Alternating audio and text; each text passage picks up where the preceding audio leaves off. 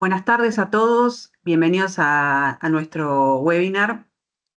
En el día de hoy nos acompañan reconocidos expertos en la materia que nos van a dar su visión acerca de las distintas aristas que tuvo este caso mundialmente conocido que aún se está definiendo, lo que denominamos las lecciones del Merck Santoro. Al final de la exposición va a haber un espacio para preguntas, por lo cual los invitamos a que puedan dejar sus consultas en el chat PIR. Nuestro primer orador es Damián Pierdominici, director de operaciones de GIA Logistics. Cuenta con más de 10 años de experiencia en la empresa, especializado en gestión operativa y optimización de procesos. Su enfoque en la eficiencia y la adaptación le permite liderar equipos para garantizar operaciones ágiles y soluciones efectivas. Damián, todo tuyo. ¿Qué tal? Buenas tardes. Gracias, Guillermina, por la presentación y por el espacio.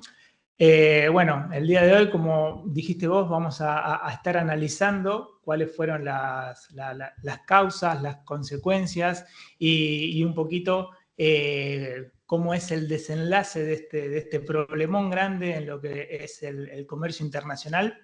Y para poner un poquito en contexto, lo que primero voy a hacer es comentar algunos datos de lo que fue este embarque, ¿no? En China, la cereza es una fruta, bueno, muy codiciada, y mucho más aún cuando estamos en época de Año Nuevo Chino. El Año Nuevo Chino, en este año calendario, empezó el 29 de enero. Y bueno, la cereza para China para el chino, mejor dicho, es una fruta que representa la prosperidad, representa la suerte y lo que ellos, como grandes consumidores, son los principales compradores de cerezas chilenas. El chileno exporta el 90% de su producción agropecuaria al mercado chino y el 27 de diciembre zarpó desde el puerto de San Antonio de Chile un embarque que, a través del buque Merck Santoro, que es un embarque express, 1.353 contenedores con una carga total de 24 toneladas de cereza. La fecha estimada de llegada al puerto de Xiahan en China era para el 15 de enero. Lo que pasó en el medio, aproximadamente a un 3/4 de navegación en alta mar, fue una rotura. Esta rotura, a pesar de que todos los técnicos y la compañía estuvieron encima para poder solventar de forma rápida y de forma urgente, no pudo resolverse, lo que llevó a un retraso total de 28 días, llegando, obviamente, la fruta en muy mal estado. Y el resultado de esto, a pesar de tener los contenedores con aparatos, tecnología y demás, la fruta tiene una cierta cantidad de días de maduración y demás, pero al desconsolidar e inspeccionar una muestra de 20 contenedores, las autoridades chinas dijeron que la fruta no era apta para la venta. Guillermina, te pido pasar para la siguiente filmina, por favor. Bueno, esto desató una pérdida económica que en mi consideración está valuada a grandes rasgos, sin tener en cuenta por ahí detalles operativos y sin ir más lejos, gastos de terminales, gastos de demoras de contenedor que aún se siguen desconsolidando en China, de más de 110 millones de dólares para los exportadores chilenos. Como yo había dicho, los agricultores de Chile exportan el 90% de su producción a China, o sea que China prácticamente es su único mercado en en el comercio exterior de este producto. Entonces, si me preguntan cuál sería desde el lado operativo o comercial una de las razones por cual esto pasó, dejando de lado la rotura de lo que sería el motor del buque y demás, yo lo que analizo es que Chile pone todos los huevos sobre la misma canasta al tener solamente un socio comercial para exportar el 90% de su producción. Y además también hubo una concentración en el embarque muy abultada, y es por eso que ante una rotura y demás generó toda esta problemática en el comercio exterior. Otra de las cosas que sucedió concatenado a este problema es que el exportador chileno no se quedó de brazos cruzados, sino que como para mitigar esta falta de entrega en el mercado chino, siguió enviando contenedores, lo que generó un exceso de oferta en un corto periodo, y esto provocó una caída abrupta de precios en China. También lo que vamos a analizar los colegas más adelante en el webinar, el tema del proceso legal complejo con los reclamos, las responsabilidades y las indemnizaciones que van a haber en este caso. Guillermina, siguiente, Filmina. Algo que me quiero detener para poder dejar en claro que en el transporte internacional hay muchos actores que son relevantes, y es muy importante la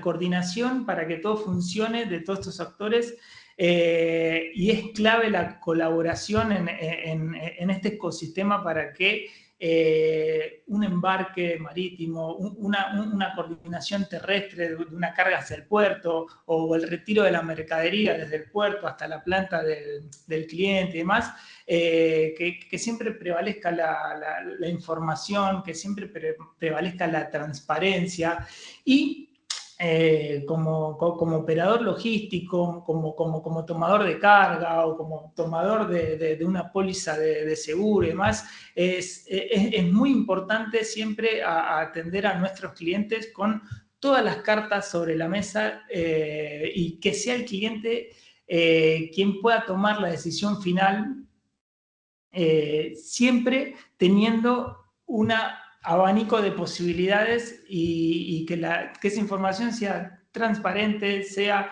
acertada y sea actualizada. En situaciones críticas, la cooperación es fundamental para minimizar pérdidas y agregar soluciones. Guillermina, te pido pasar la siguiente filmina, por favor. Bueno, volviendo un poco a lo que comentaba recién, ¿no? La transparencia, la comunicación constante y acción de planes de contingencia, que creo que acá por ahí podemos, ahondar y profundizar en muchos factores, teniendo en cuenta cuál pudo haber sido la relación comercial de cada uno de los exportadores, cuál pudo haber sido el Incoterms y demás. El compromiso al cliente, acompañar y ofrecer soluciones en todo momento.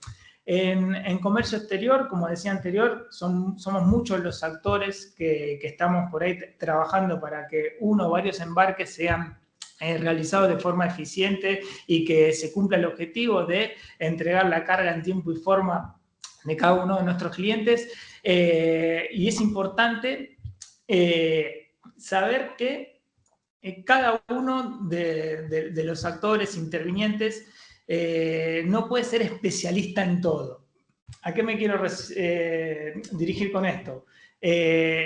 Alianzas estratégicas nos permiten a empresas poder asesorar de forma integral a nuestros clientes. Yo puedo asesorar a un cliente de la parte marítima, de la parte aduanera, de la parte de comercialización de un producto, pero soy muy consciente que no soy una persona especializada en leyes de comercio internacional y tampoco soy un especialista en seguros de comercio internacional. Es por eso que hoy en día lo que nosotros queremos tratar de transmitir es que las alianzas estratégicas, que contar con fuertes vinculaciones y demás, nos van a hacer a llevar a una transparencia mucho más grande y a poder mitigar y minimizar estos riesgos en ocasiones como la que estamos hablando, ¿no? Guillermina, estamos. Bueno, como para terminar, en logística internacional no se trata solo de mover carga, sino de gestionar riesgos, generar confianza y garantizar el éxito de la operación. Guillermina, te doy la palabra para que puedas presentar al siguiente.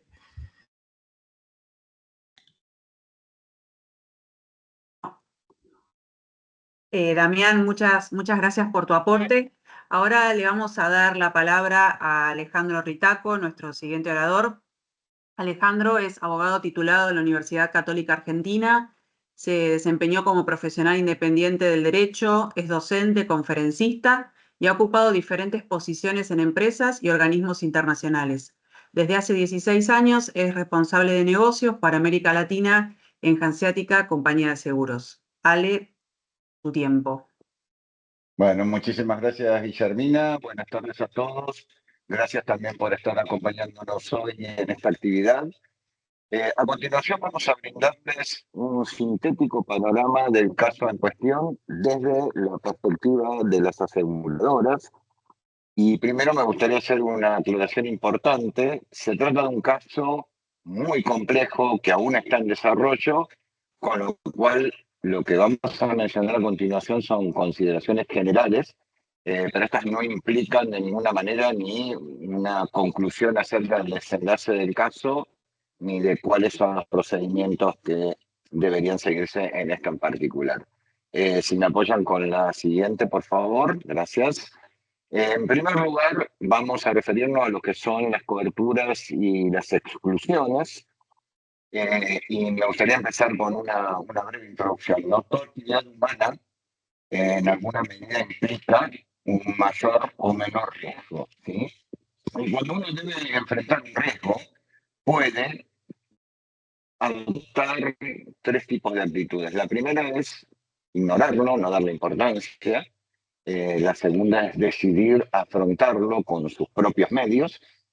Y en tercer lugar, transferir las consecuencias de la realización de ese riesgo, sobre todo las económicas, lo que básicamente constituye la esencia del seguro. ¿Sí? Particularmente en lo que se refiere al comercio internacional, la mayoría de esos riesgos están asociados a lo que comúnmente se denomina la aventura marítima.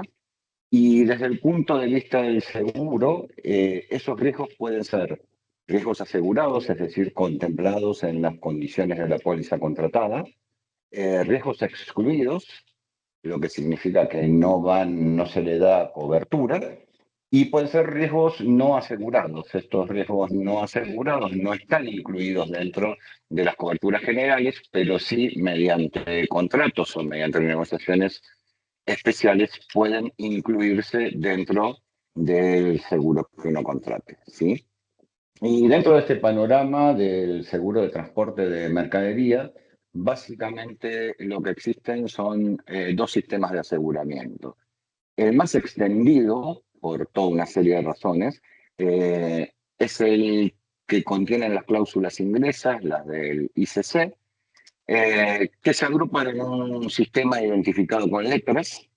La cláusula A, la que corresponde a la letra A, es lo que comúnmente conocemos como todo riesgo, que como principio va a pagar todo daño o toda pérdida que tenga la mercadería, salvo aquellos hechos que puntualmente están excluidos.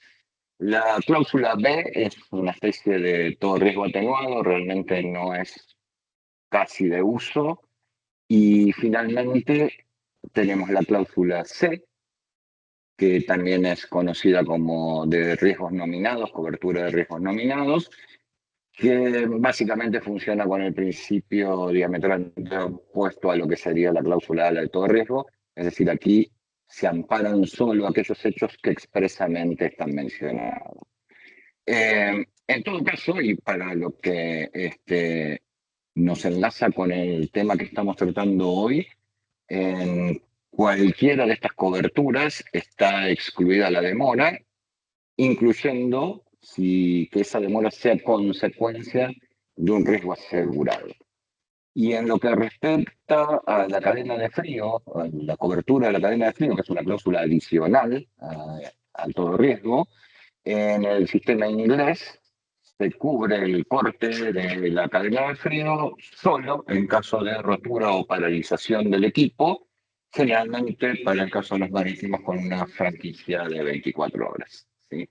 Por otro lado, tenemos las cláusulas alemanas, que en esencia no varían demasiado en cuanto a la cobertura, más que nada varía la terminología, ¿sí? Pero que como una cuestión distintiva, sí incluyen el retraso, aunque bajo ciertas circunstancias, no de manera automática, y que contemplan un deducible de tiempo para esta cobertura de retraso habitualmente entre 7 y 15 días.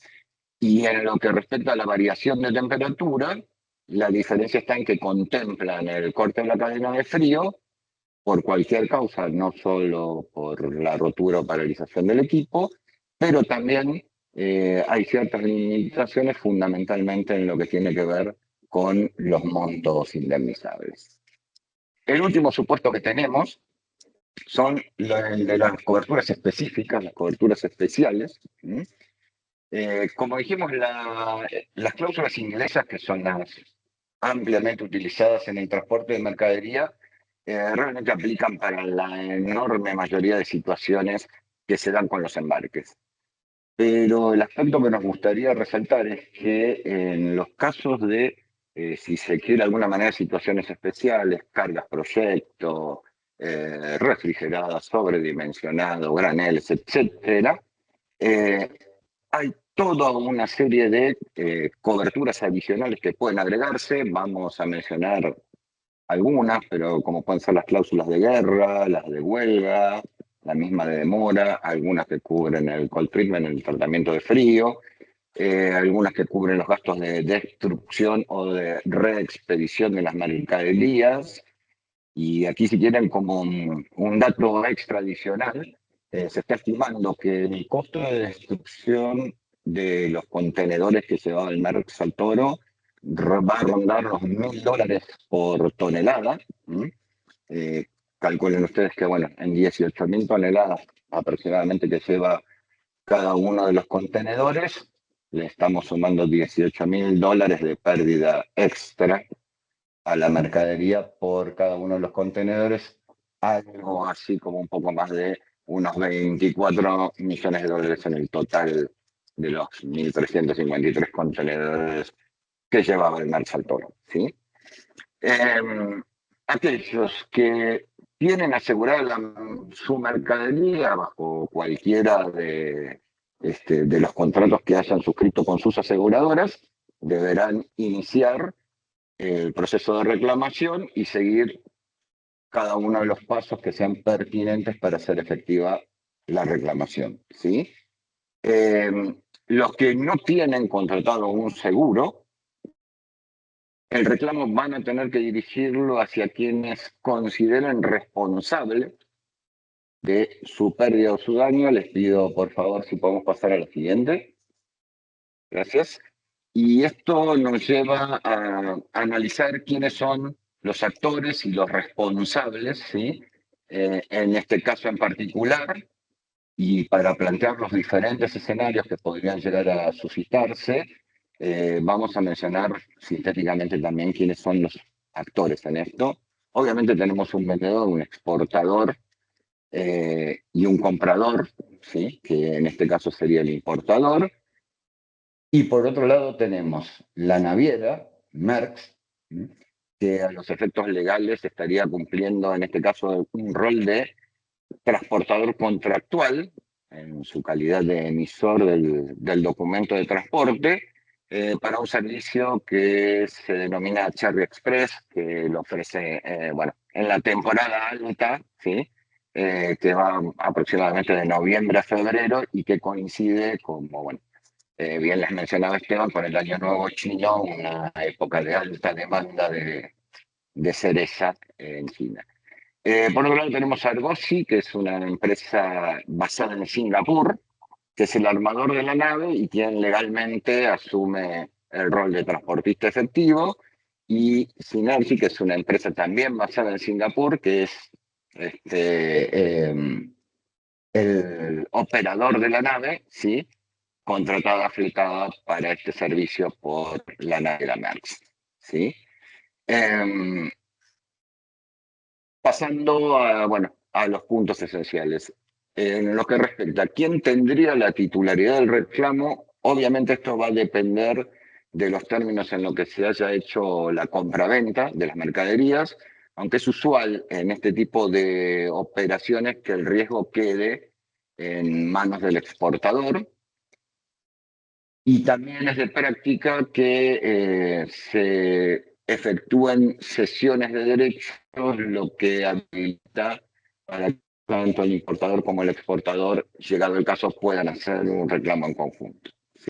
Y esto nos lleva a preguntarnos ante quién podrá presentarse ese reclamo. ¿Sí? En principio, la legislación aplicable serían las reglas de Hamburgo, en las que Chile adhirió y que incluso, bueno, incorporó a su código de comercio.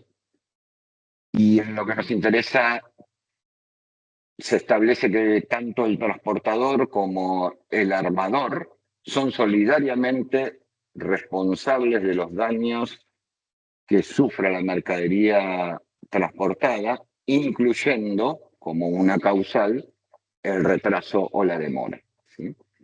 Esta responsabilidad, de acuerdo a estas reglas de Hamburgo, en principio se presume, y la carga de la prueba de demostrar que se actuó con debida diligencia le queda, en este caso, a la naviera o a cualquiera de estos actores responsables, y podrían eximir su responsabilidad en el caso de que hayan demostrado de que la pérdida de la mercadería obedece a un hecho fortuito, ¿sí? De fuerza mayor, y que ellos han actuado con la debida diligencia como para haber podido evitarlo, ¿sí?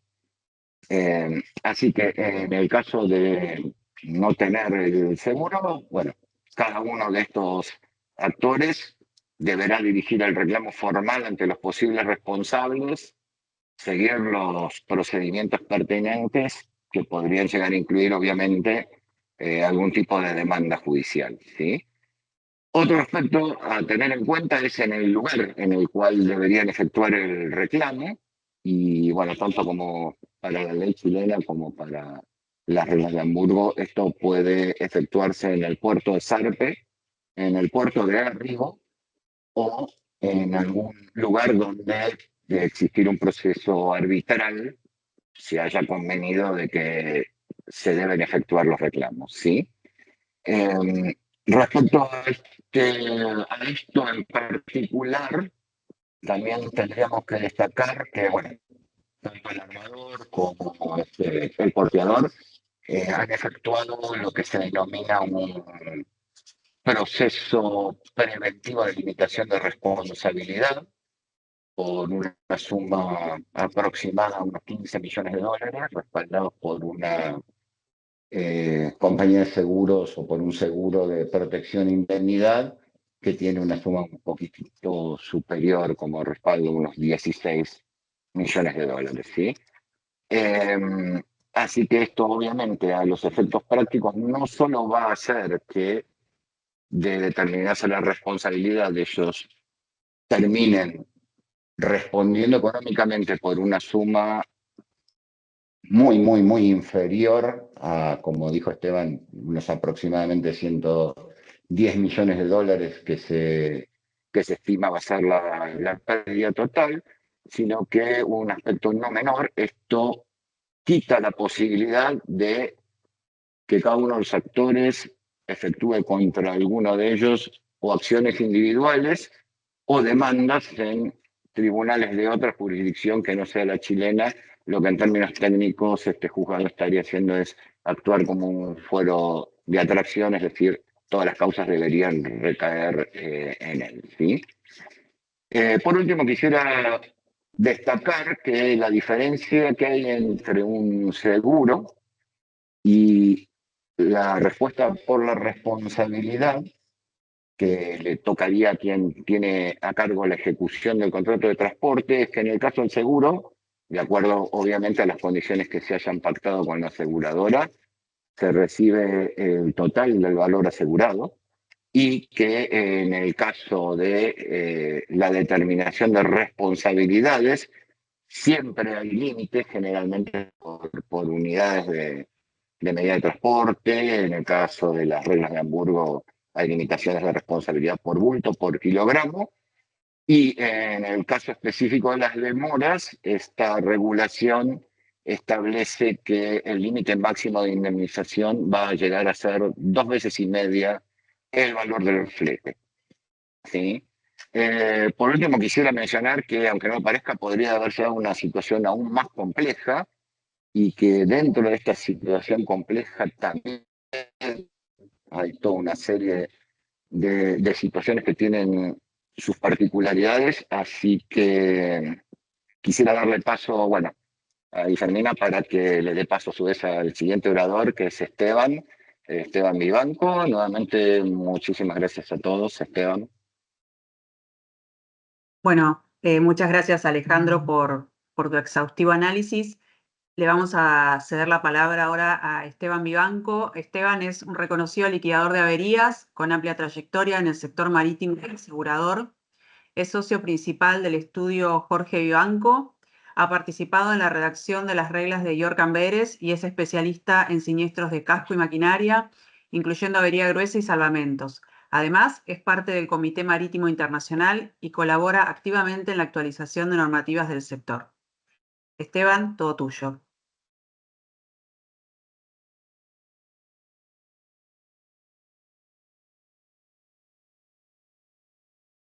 Ahora sí, ¿qué tal? Buenas tardes.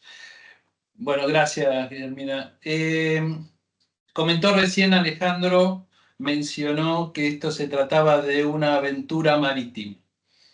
Y el tiempo pasa, la tecnología avanza, los buques son infinitamente superiores a lo que eran hace muchos años, pero esto no deja de ser una aventura marítima. O sea, el buque se está trasladando en un medio que no puede gobernar, con lo cual se suscitan ciertas situaciones de forma bastante asidua.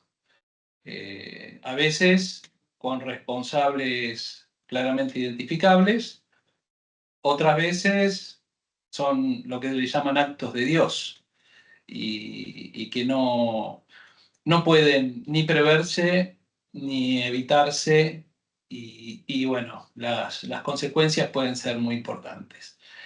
Entonces, yo tomaría esto, arrancaría hablando de los riesgos en que en general vemos que está sujeto un buque durante su travesía y por ende todo el cargamento que lleva. Nosotros estamos del lado de los que damos las malas noticias, con lo cual es habitual que las limitaciones de la cobertura y los topes de indemnización tengamos que informarlo nosotros en función del contrato que ya ha sido suscrito, con lo cual es primordial partir de un buen contrato de seguros para después no sufrir esas malas noticias. Dentro de lo que es el transporte marítimo, en realidad, junto también a la parte que se desarrolla por ríos, principalmente tenemos los siniestros por varaduras. Eso ocurre en general dentro de vías de navegación internas en los países donde, bueno, los canales son angostos, el tránsito suele ser importante y las profundidades no siempre son las deseables, con lo cual las varaduras están a la orden del día en cualquier tipo de ríos.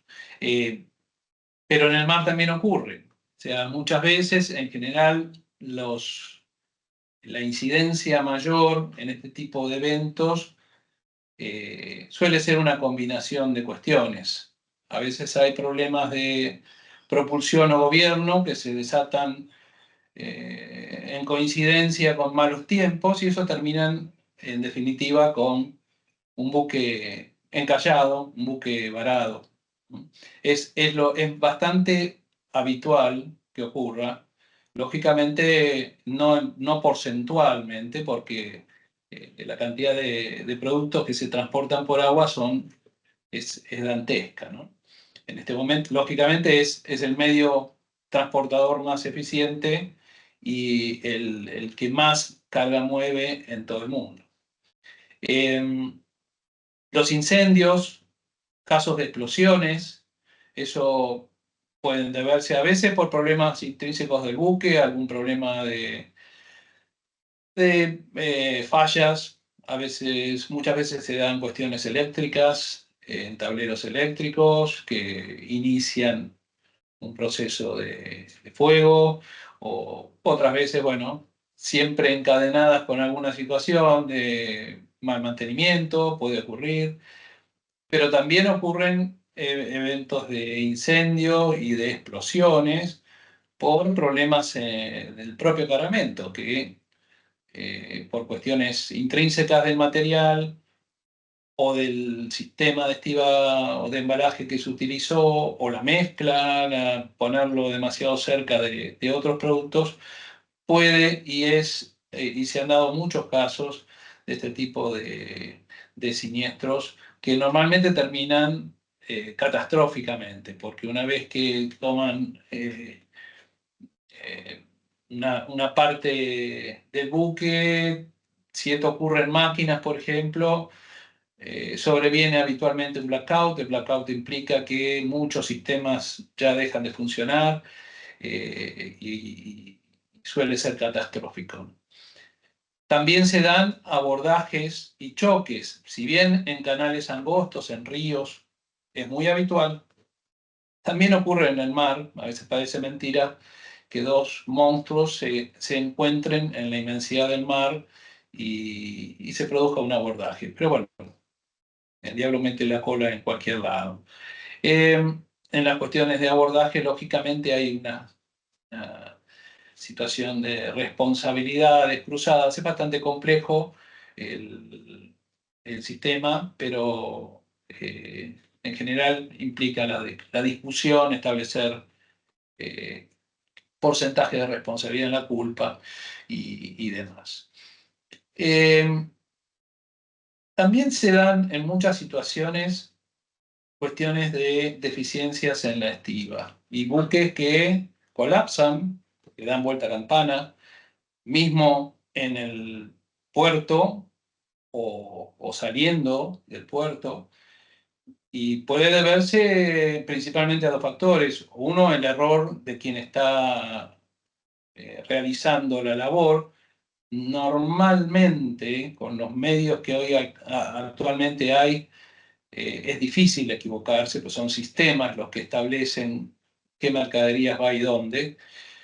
Pero lógicamente todo esto surge de declaraciones del propio exportador, entonces a veces difieren los pesos y esto implica que el plan de estiba se realice incorrectamente y bueno, se dan muchas situaciones de buques que colapsan y terminan generando el naufragio de la embarcación y la pérdida total de la mercadería. Bueno, todos estos eventos se pueden desarrollar durante el transporte, sobre todo hablando de que, digamos, no se trata de un transporte de horas, son transportes de semanas, con lo cual siempre hay imprevistos, aunque, bueno, se debe procurar tener todos esos imprevistos controlados. Habló Alejandro de la debida diligencia cuando hablaba de responsabilidades. Y eso es fundamental para el armador del buque, que está obligado a ejercer la debida diligencia en todo momento y se lo puede condenar si no lo hiciera. Condenar significa que paga los platos rotos. Habrán actos de Dios, hechos de fuerza mayor, que ya no, sobre los que no deba responder, porque lógicamente no ha tenido responsabilidad, pero son los menos. Habitualmente, y para eso están los clubes de P&I, que son muy eficientes y con buena espalda para soportar siniestros de magnitud. Después, dentro de todas estas situaciones, habrá que evaluar la cuestión de las responsabilidades. Yo sobre avería gruesa, como me gusta más, lo voy a dejar para después. Pero, ¿qué pasa con las responsabilidades? Y acá habrá que evaluar específicamente cuáles fueron las condiciones de compra. ¿Cuáles fueron los Incoterms vinculados con estas operaciones? Porque en realidad el traspaso de la responsabilidad ocurre, salvo en los casos en los que el exportador se obliga a entregar en destino, como puede ser el DPU, el Delivery Place of Unloading, o el DAP, que es el Place of Destination, o el DDP, que es el Delivery at Duty Paid. O sea, están entregando la mercadería al importador en su casa, en su país, con lo cual todo el riesgo lo asume el exportador. Pero en los otros casos, Xbox, FOB, costo y flete, costo seguro y flete, en todos esos casos, en realidad, el traspaso del interés, la operación se concreta con o la entrega en fábrica, o la entrega a bordo, o la entrega, en los casos de costo y flete, simplemente la entrega sigue siendo a bordo, pero el flete lo paga el exportador, pero no asume el riesgo del flete, del transporte, o incluso tomando el seguro en las situaciones SIF, el exportador asume el costo, pero no la responsabilidad. La responsabilidad ya está transferida en el momento que la mercadería se deja a bordo. Entonces, habrá que ver en estas situaciones si los importadores chinos han pagado la carga antes de que se produjera el siniestro. Eventualmente el exportador puede estar a salvo, porque en definitiva ya había cumplido en los casos en que no haya sido una operación DPU, DAP o DDP. Entonces, pero bueno, aún así, en esas circunstancias, hemos tenido infinidad de situaciones en las que, aún acordando un contrato SIF, costo seguro y flete, como el pago de la exportación no fue perfeccionado antes de la llegada del buque, el importador decide pagarle de menos, transferirle menos al exportador porque parte de su carga llegó en mal estado o lo que fuere, con lo cual se habrá incumplido ese contrato de compraventa. Pero y el exportador podrá tener derecho a hacer una reclamación formal, pero bueno, seguramente con poca suerte de tener efecto inmediato. En esas situaciones,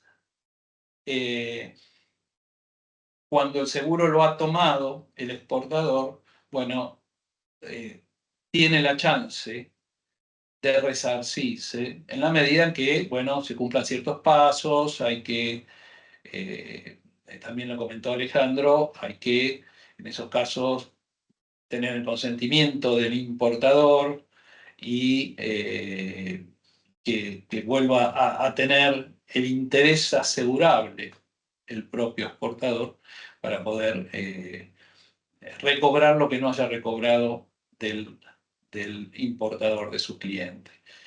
Así que en este caso particular habrá que ver realmente cuáles eran las condiciones, si el conocimiento de embarque le da la chance al exportador de iniciar una acción judicial contra el importador y ver dónde, porque, bueno, puede darse que lo tenga que hacer en China. No sé qué suerte pueda tener iniciar una acción judicial contra el importador chino en China, pero todo es factible. Y la otra chance, lógicamente, será la de iniciar una acción contra el transportista. Que en este caso, o sea, no cabe duda, ocurre durante el transporte el episodio. Si ocurre durante el transporte, está bajo su custodia. Habrá de establecerse si tenía o no responsabilidad el transportista, si hay alguna posibilidad de exonerarse. En cuanto a la limitación, no se hará efectivo en este caso, porque entiendo que los BLs incluirán la cantidad de cajas que iba dentro de cada uno, con lo cual el límite se va a superar ampliamente y no va a haber una limitación en ese sentido, pero sí, bueno, en cuanto a la naturaleza del reclamo, puede haber una cuestión, en primer lugar, porque la demora, como dijo Alejandro, no tiene cobertura bajo ninguna póliza de seguro de carga, y las consecuencias de demora tampoco la tienen, salvo que, aunque hubiese ocurrido un hecho cubierto. O sea, esto ya ahí es necesario ir a otro tipo de coberturas, bastante más complejas, bastante más caras, que seguramente habrá alguna en el mercado, antes de haber ocurrido esto.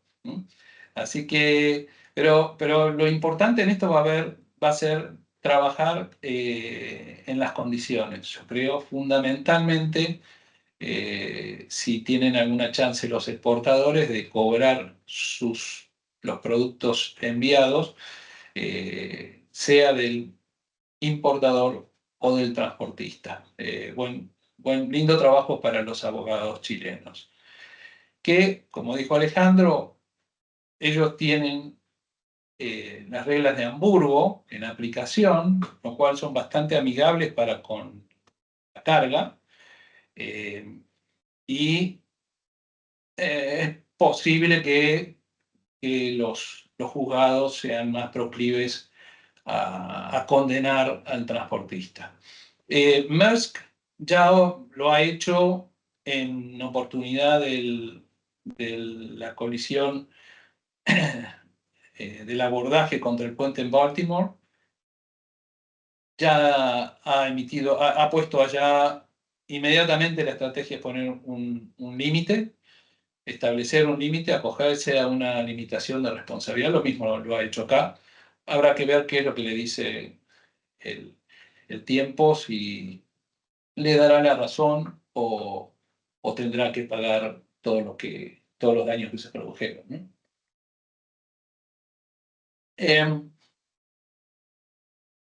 Sobre el tema avería gruesa, en este caso no se ha declarado avería gruesa y es habitual en los buques portacontenedores. Este buque ya puede transportar más de 9.000 TEUs, con lo cual estamos hablando de un buque grande, no de los más grandes, pero un buque grande. Porque la situación de avería gruesa, sea que la declaren o no, existe como tal, si se han hecho gastos o sacrificios para el beneficio o para la seguridad común. Común, hablamos de carga, buque, y eventualmente si había flete a riesgo. El flete prepago no está a riesgo, pero el flete, el collect, ya ahí sí puede estar a riesgo, eventualmente, si no se produce el arribo. No creo que los importadores le hayan pagado el flete al transportista en China, sabiendo cómo venía la carga. Pero bueno, esa es otra cuestión. La cuestión es que la avería gruesa se da, hubieron gastos, hubo algún remolcador involucrado, hubieron mucho tiempo de buque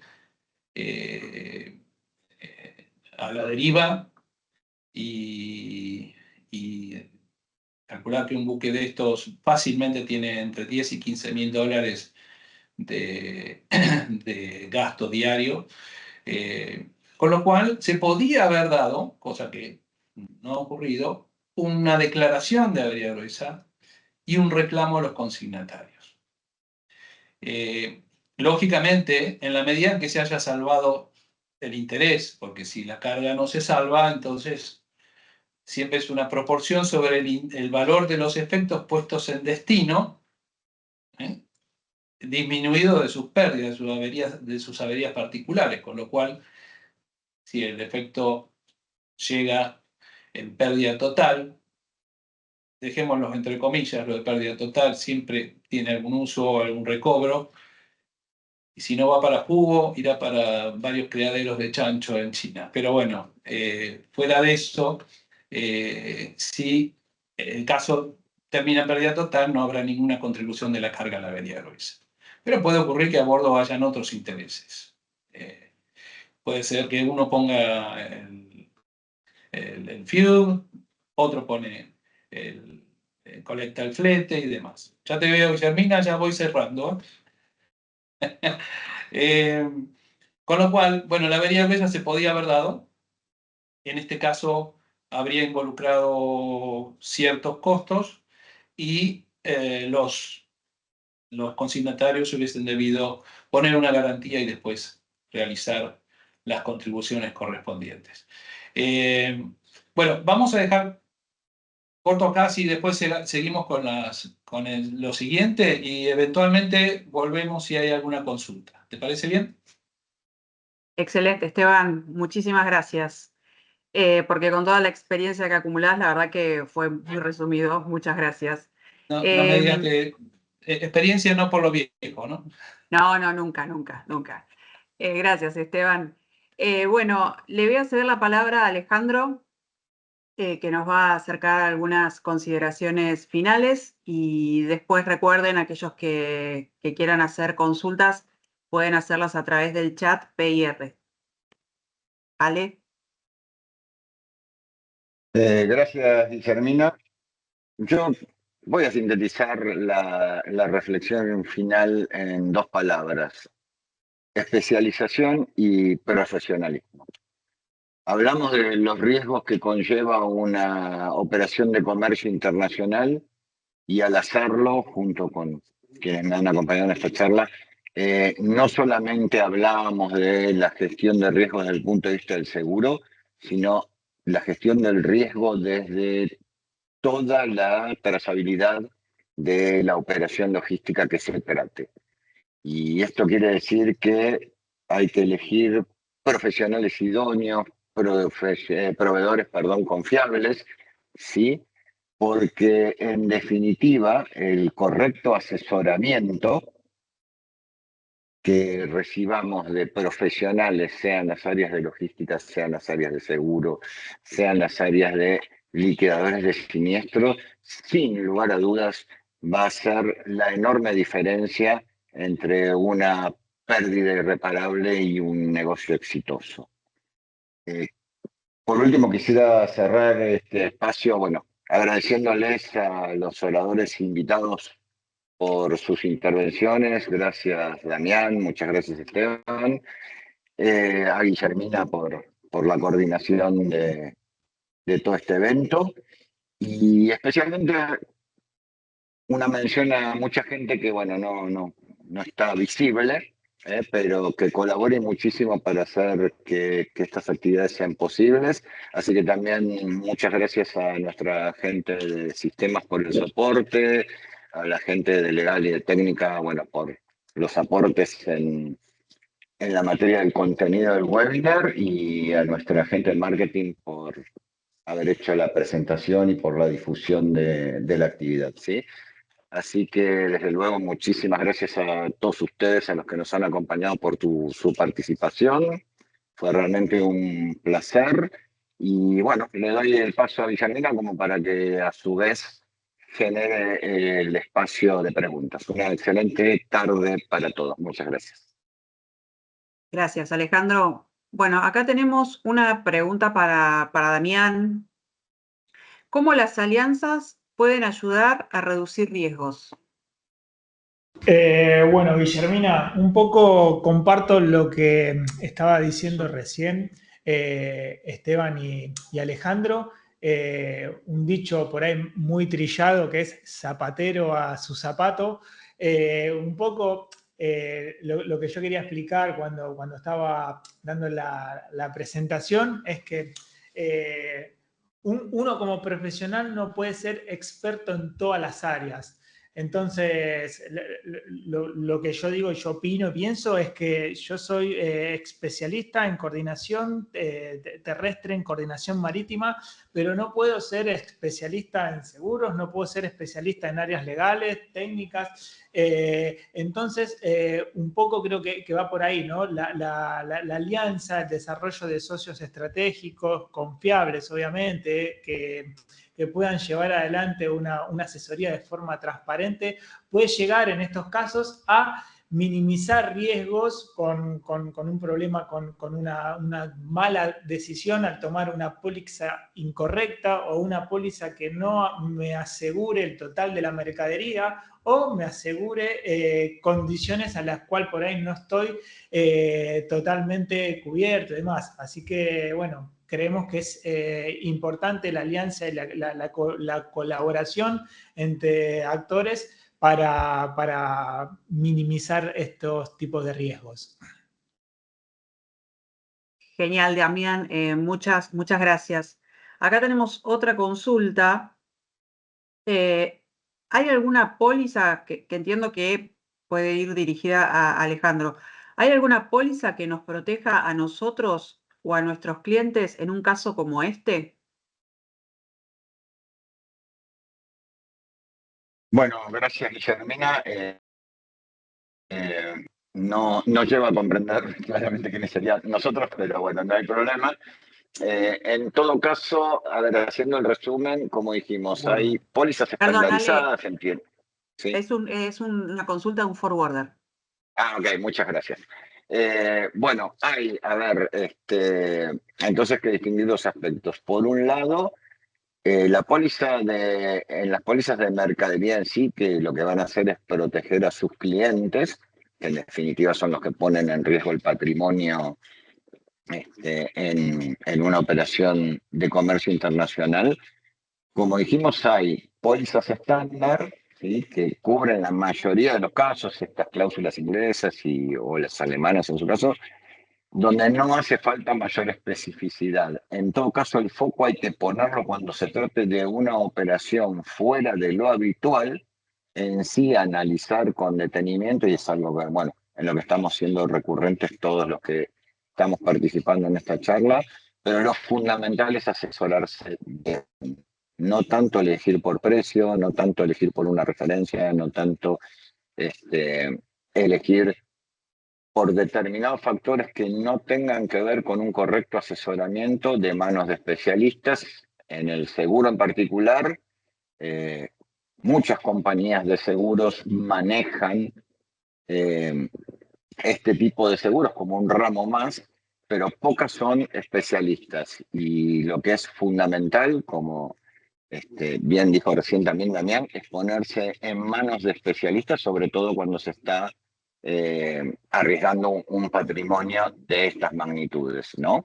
Y aquello que no está cubierto cuando se trata de estas situaciones especiales, hay que armar las coberturas a medida para que el cliente esté protegido. Y de esta manera también va a estar protegido el operador logístico, que en todo caso, y no vamos a detallar mucho porque no es el motivo de esta charla, pero en todo caso después en privado, si hace falta, se lo ampliamos mucho más. También tiene el agente de cargo, el operador logístico, tiene una póliza de responsabilidad que en determinados casos va a poner a salvo no el patrimonio de su cliente, pero sí su actividad como tal. Muchas gracias, Alejandro. Y tenemos una consulta para Esteban. A ver, me dicen, ¿podrías agregar algo más de avería gruesa? ¿Cuál es el documento requerido? Creo que se refiere a la carta de garantía por ahí. Bien, sí. A ver, cuando se da una situación de avería gruesa hay un reclamo al consignatario, normalmente. Todo dependerá, ya digo, de la condición de venta. Eventualmente puede ser al exportador. En realidad es a quien tiene el interés asegurable, ¿no es cierto? Al propietario de la carga. Se le requiere una serie de documentos. Si el propietario de la carga en ese momento, o en realidad se toma al arribo del buque a destino, posee un seguro, el seguro le va a cubrir cualquier eventual pago de contribución de avería gruesa que se le reclame. Bajo casi todas las pólizas de seguro, en casi todas las coberturas, incluso alguna muy, muy restrictiva que no se use puede llegar a excluirlo, pero si no, en todos los casos se asegura la contribución de la carga a la avería gruesa, que no es menor. En muchas situaciones no es menor. En este caso en particular, los buques en general tienen lo que se llama una cláusula de absorción en avería gruesa. ¿Y esto por qué es? Porque estamos hablando, por ejemplo, en este caso, de un buque de 9.000 TEUs que puede llegar a tener a bordo fácilmente 5 o 6.000 o 3.000 o 10.000 consignatarios. Muchas veces un contenedor tiene varios productos de distintos consignatarios. Y cada consignatario debería ofrecer una garantía y esas garantías luego tienen que ser perseguidas. En ese caso, por el liquidador de la avería gruesa, perseguir el pago de cada uno de ellos. Que es un proceso complejísimo, largo y lógicamente justificado para eventos muy significativos. De ahí es que los buques tienen una cláusula de absorción en avería gruesa que se la ofrece el propio asegurador de casco o la negocia con el propio asegurador de casco, y en esas cláusulas de absorción lo que hace el armador es asegurarse el cobro de la porción del cargamento sin hacerle el reclamo. Entonces, en los casos en que no procede, en que no hay que hacer ninguna carta de garantía ni nada por el estilo, el armador no pasará la cuenta. En los casos en que sí pase la cuenta, y esto se da mucho en las situaciones de buques que han tenido mucho gasto para poder subsanar el problema, entonces se requieren lo que se llama compromiso de avería gruesa y garantía de avería gruesa. El Average Guarantee y el Average Bond, que son formularios de uso habitual y que el bond lo debe firmar el consignatario, el propietario de la carga, y la garantía la ofrece el asegurador, con lo cual, con su seguro de carga, está cubriéndose la contribución que le vaya a reclamar el armador en caso que haya tenido gastos significativos. Muchas gracias, Esteban. Y bueno, como ya estamos en tiempo, vamos a hacer la última pregunta, que es bastante genérica. ¿Qué acciones se podrían haber implementado para poder prevenir el accidente? Y si me permiten los oradores, me gustaría responderla porque creo que más que prevenir el accidente, porque acá se trata de un tema de rotura de maquinaria, que ahora se está determinando un poco en línea con lo que venían comentando, Maersk inició las acciones en Chile para limitar su responsabilidad. Justamente lo que tienen que hacer las otras partes es demostrar, ¿sí?, que hubo negligencia o falta de mantenimiento, ¿sí?, del buque para poder, digamos, romper ese límite de responsabilidad que quiere interponer Maersk. A ver, acá en realidad el gerenciamiento de riesgo que puede haber hecho el exportador en términos de la mercadería a transportar por tipo de mercadería, medio de transporte y todo lo demás, no está en discusión, ¿sí? Lo que acá está en discusión es si la marítima actuó con la debida diligencia o no, y por eso se ocasionan las demoras.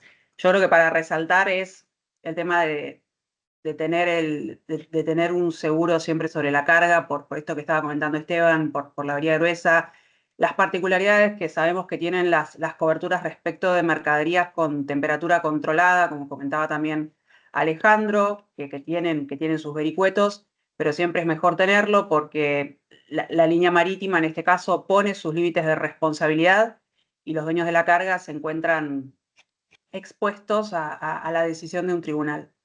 Bueno, me permití hacer un comentario.